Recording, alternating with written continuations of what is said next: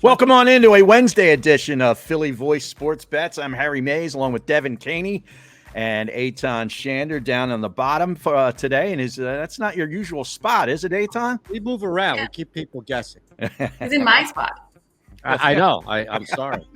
I showed up late and everything got moved around, so blame me. I'm sorry. Don't blame Matt Cherico. No, Cherico. He's all Chericoed up, man. His Yankees are playing tonight in the ALCS, and his Giants are all primed. Oh yeah, they're 5-1, and yeah, he might be high right now with all that's going on for him. But this is part of a rare time in sports. It's when you get all four of the majors playing at the same time, and we are heavily invested here in Philadelphia because our Flyers are now 3-0. The Phillies win another game and start off the NLCS on the road with a huge win, and we'll talk about it. The Sixers disappointed us last night, and the Eagles are on a bye week at 6-0. So we're fat here in Philadelphia right now. Where do you want to start? You want to start with the Phillies? Yeah, absolutely. Yes. All right. Well, we talked about this on game one, right? And welcome back, Devan. Because we talked about this on Monday, where it was not even like a steal, right? A lot of times you see that in the best of seven NBA. Game one, that the road team can steal the first game. You're not stealing anything. Zach Wheeler, you know exactly what you're getting with Zach Wheeler. So did the Padres right there. That was the better pitcher winning a pitcher's duel. And I think you can make the same argument today, can't you, with Aaron Nola and Snell? I absolutely can, and that's why I took the Phillies in the series. We talked about that on Monday, Eitan, at plus 105. They got the 2-3-2 now. So imagine if they take both of these games, and then you're coming home to a crazy Citizens Bank Park for a 3-game set on the weekend. You're not going back to Southern California. I'm sorry, that series is over. And Castellanos was one of the guys who did not contribute last night, which I had him at under a half a hit at plus money, plus 165. He went 0 for 3, and I was loving it. And I got more Phillies props coming up today. But I don't want to disgrace Devan because she hates when I go against the home team. So I did that on Monday's show. Today, I'm actually going to take the other side because Aaron Nola's on the hill. Okay, love it. So I did a fun same game parlay for last night's game, guys. Well, first of all, let me go back to the Braves game. I think it was Braves series, excuse me. Game 3, I just had a spidey sense that Rhys Hoskins was going to get a homer, and boom, he did. So yesterday, I had that same spidey sense, but with Kyle Schwarber and Bryce Harper. So I had Kyle Schwarber, Bryce Harper homers, and Phillies money line, and they all hit. I might be psychic. It's fine. Nice. Well, do you have any future spidey sense for a game 2 prop? Well, you mentioned Nick Castellanos. Yeah. I feel like he's due to contribute.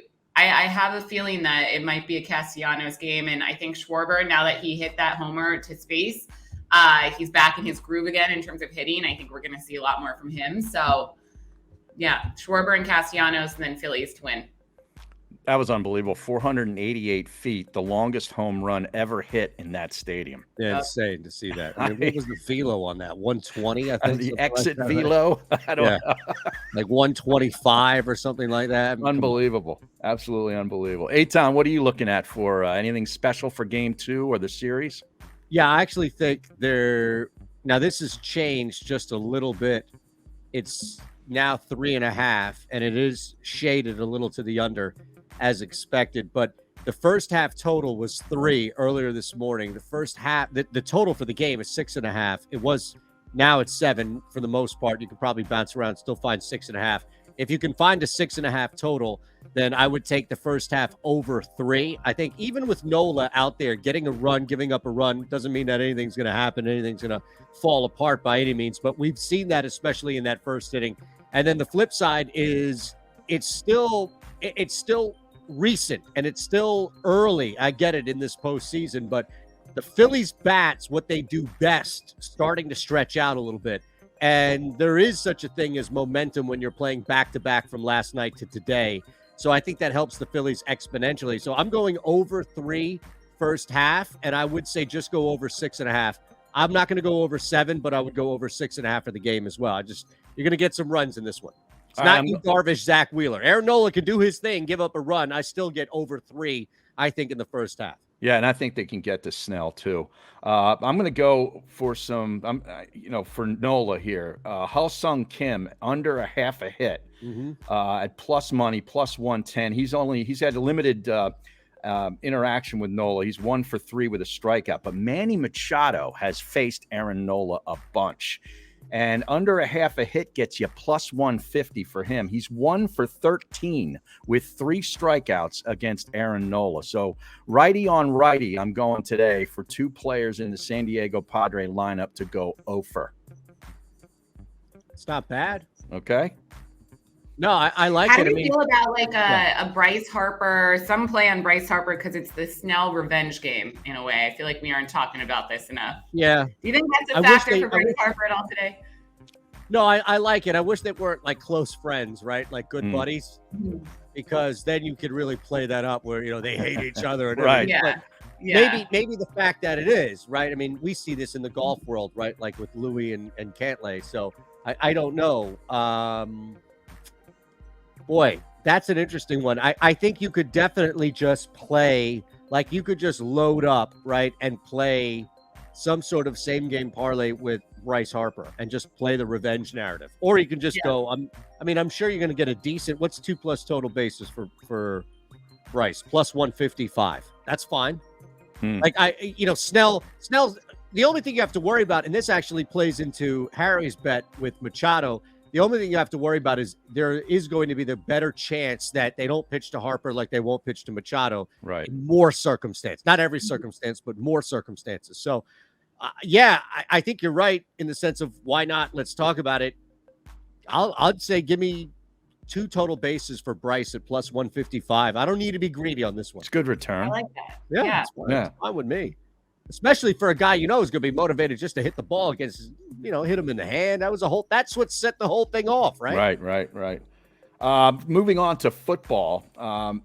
You want to go to NFL or to college right here? I got 2 college plays for the weekend. There's a college game tonight. Yeah. And I don't know how many people are watching Georgia State, not Southern, versus App State. And App State is not what App State has been. Clearly, they have been struggling, and they're back home. This is Boone, not Mike Boone, the dude on the Denver Broncos. Who did nothing on Monday night. No, and you shouldn't be playing his anytime TDs by any means. But here's what I did want to target tonight. The first half, this place will be electric, and App State does return home, and there is a sense of energy. There is a sense of gas behind that crowd at Boone. And Harry, you brought this up before. Yep. They also have a pretty good, talented quarterback that no matter what's happened to App State, this kid can move the football. Played at Duke and Clemson. He's transferred, because of the portal and all. So I like going over 17.5 first half points for App State tonight, and I got it at minus 105. I think that's a good enough return for me. I think I could get into 20s tonight for this team in the first half. Wednesday night's a great night to get drunk in Boone, North Carolina. I can attest to that. Okay, so I'll leave. Any night a good night to get drunk in Boone, North Carolina. That's kind of the point. Right. I'll tell you on that, Eitan. I actually like that. I won't be watching the game, but I'll tell you on that. That's fine. I'm looking at stuff going on. I'm looking at 2 games on Saturday. Cincinnati it's going to SMU, and the total has gone from 61.5 down to 59.5, and I couldn't be happier because I like over in that game. I think both of those quarterbacks, and both of those offenses can move the ball up and down the field, and I'm going to go over in an American conference game because a lot of those games get, both teams can get in the 30s very easily. And I'm going to do the same with Texas visiting Oklahoma State. The Horns were favored by 6 points earlier in the week, which I thought was crazy. But I'm going over, and the total has come down from 64.5 to 61.5. And I love that, too. I think both of these teams will just light up the scoreboard in the Big 12. That's the play, I think, in that game is to go over that. I'm staying away from the side. Yeah. I mean, that's a heavy lay for Texas. It is. Especially on the road there. Oklahoma State not getting in. You can play up all the arguments you want about, they're not getting any respect when it comes to the spread. But the reality is that I don't know if either defense is going to do enough. Outside of a turnover, I don't know how much stoppage you're going to get in that game. I really like that a lot. Did you guys get involved in the Monday night debacle? No. I wasn't on the Yeah, well, under. Remember, I had this middle go. So yes, to an extent, because I had the 2 teasers going from last week. It was the the one that actually hit. It was Pittsburgh, New York, Philadelphia, and Denver. And I wound up not needing to really push any of those. They all hit, like just hit. I didn't need to tease any of them, but fine. That's fine in the teaser. And then I worked the 4.5. Remember, we talked about this on Monday, the 3-leg 4.5 point teaser. So that was Dallas that got bumped up to 10.5. The Chargers that actually I needed because that brought them down to -1, and they covered that. So I was invested in that game last night. And then that 4.5 was poured on over to New Orleans. So that's the final leg if you want to transition into Thursday Night Football, where I'm riding this third leg of the teaser where I just have New Orleans +7 on the road. And look, I don't know about either one of you, but we're at that point right now where Philadelphia may not be 6-0. You know, they may be 5-1. You know, like idiots can have all the arguments they want to pinpoint. The Arizona Cardinals are a dog shit football team, and they're making terrible decisions. Do you know that kid Amendola was still out there kicking last week? Like they have no idea what they're doing. So I love the Saints in this game, but I pushed them up to +7. Well, now that Matt Rule is gone, Cliff Kingsbury has taken over the seat of the next coach to be fired, the odds-on favorite. So, really? Yes. More so than Hackett? Yes. Well, maybe that's changed since Monday night, but when I looked last weekend, it was Cliff Kingsbury. Do you know I have it in the NBA, by the way? Yeah. Yeah, I'm tempted to put a little sprinkle here. Our guy's Doc? our guy is +14. He stinks. Let me tell you something. That bench comes out and gets outworked by teams night in and night out, which I don't think is going to happen, mind you. Doc might, like, if they come out bad. Yeah. Well, you saw what the Phillies did. You know, the Yep. Phillies kicked a very high-profile name manager to the curb in early June, and look what happened. The Eagles fired a Super Bowl champion. Right. Yeah, exactly. So Boy, I tell you, you got Nash at +500. Mm-hmm. You've got Tom Thibodeau at +700 for the Knicks. Oh, I'll take Doc Rivers just because I want to wish it into existence. Okay, let's just put it out there, man. I just want think him there's fired. really good value at +14. Like, I don't think Will Hardy is getting fired anytime soon Who? for the Jazz. Exactly. The guy for the Jazz, The Jazz. who's been brought on there to lose on purpose, right? Oh, Steve man. Clifford. I mean, they brought this guy back. But, Darvin Ham ain't going anywhere. It's funny you hit on that teaser with the Monday Night Football game. I jumped in live in 2 different spots with the Chargers, Eitan. They fell behind 3-0, and they went to -1.5. I took them there. Yep. And then they fell behind 10-0, and they were getting 5 points on DraftKings. Boom! I went in there and knocked that sucker out. That's fantastic. I wonder what the total was moving at that time, because remember, we had it at 45.5. Yeah. And so we slammed that under. And then, yeah, that live play, the Thursday and Monday night seemed to still, and Sunday night to a lesser extent, although a lot of people are watching that. But Thursday night, you know, I do wonder that if it's just less eyes, what have you, and You it's got to have Amazon. quick hands, man. You know, you got to get in there. Boom. And look, it hit last time on Thursday night or Monday night. Sorry, that was Monday night. This time is Thursday night. Keep an eye on this as well. I think Al Michaels is getting in live on these games on the under as they're happening. I'm sure he is. I would not be surprised if he is. Both teams to score 1 field goal in the first half. Oh. Now, the problem is, here's another thing too. Team to have, so look at this. I think you can play a couple of things here. Team to have first field goal, New Orleans Saints is -110 to the Cardinals at -112. Again, all 3 of us saw this kid, Amendola. He's awful. Mm-hmm. Yeah. He's awful. They're not just going to settle for kicks here. Will Lutz is pretty good. He's one of the best kickers in the NFL. Yeah, but speaking of kickers, how about Hopkins on Monday night with a bad leg? He boomed those field goals home. I thought that crazy coach for the Chargers, I thought that would give him perfect reason to do what he always does anyway and go for every 4th down. And he kicked the field goals, and the guy made them. He did. It's crazy. He did. It's amazing. Well, I'm telling you, anytime you take on Denver, that defense is good enough to where you play the kickers. They are good. Their Always defense play is the good. kickers. But must we continue to watch this offense? They're on prime time, it seems like, every other week. Well, look, Wednesday, see Monday night's game. Well, Oh yeah, that's the Bears Patriots, baby. We Why? already put Why the are under. you putting the Bears just on television in general? I don't know. I Seriously. don't understand it, but we were already on the under 40. Where's we that are now? But you know what though? That's a really good point, Devin, because you're not getting any surprises. Like, it's not like if you put in, I don't know, July, whenever the hell the schedule comes out, if you go down in mid-October and say, well, we're going to give the Bears a Monday night game, it's not like there's a small chance they're going to be 6-0 or 5-1. You know they're going to be terrible. You know what they're going to be. Yeah. Like the Broncos, I think you can kind of give them some leeway. It's like, okay, you guys have Russell Wilson, you're supposed to be better. But the Bears, it's like, come on, no one needs to see Justin Fields do that again. What's the point? I totally agree. And that's why they make them wear these crazy all orange uniforms or something, to give you something to like at least say, oh, wow, is that the Bears? Yep. Yes, it's amazing. still the Bears. Okay. Amazing. And this week in the NFL absolutely stinks. I will not watch a game on Sunday. I can tell you that right now. Well, awful card. No Eagles, no Bill, no Viking, no teams that I'm interested in watching are on. So I am not doing it. I tell you, outside. Ravens, really good teaser piece this week. Excellent teaser piece this week. Yeah. How do you feel about the Jets as a teaser, like teasing them up? Because right now their spread is they're 1.5 plus favorite. 1.5. Yeah. Don't they go to Denver? Yeah. I like them. I mean, look, if you can, what's the best you can get them on the money line? Because first off, I think, yes, absolutely. Like I would play this and just build a little a tower, if you will, a tower of power for the Jets. And take like a K ladder.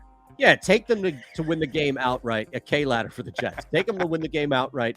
Build a spread because you don't want to take them plus 1.5. But to Devin's point, I also just accidentally said that they're favorites. I meant to say the Broncos are favorites. No, but they're a tight. I mean, I have them at even money, so I'm not sure other sites may actually have them there. I think that defense could really do a number on Zach Wilson, though. Yeah, but that's fine. So what you're getting with Denver's offense. There are no that thing is not just going to click. They're not just going to figure it out. They did knock out 3 big plays on Monday night. I mean, they did get some big play offense going down the field. Yeah, but the Jets secondary, like Sauce Gardner is playing well. Yeah, this team wearing a cheese head. Did you see him wearing a cheese head? Yeah, that was awesome. Talk about a flex. Head? You're going to go to Lombardi Field, beat the Jets, and then wear a cheese head. Mm-hmm. I tell you, Jets minus 2.5 is plus 116. Start to think here. First half, what are the Jets getting? Lay maybe a field goal. Jets first half spread, just straight up push and play. Tie as a push is even money. Are you kidding me? I like the under, too. Come on. What am I missing here? The New York Jets. Look, last week was the week to doubt the Jets because Zach Wilson hasn't beaten anybody except one guy who wasn't a rookie and all this other stuff about the Jets. One guy on the show was on the Jets at plus 7.5. We gave you that. All right, we gave you that. This wasn't to reopen that door. Oh, okay. Right?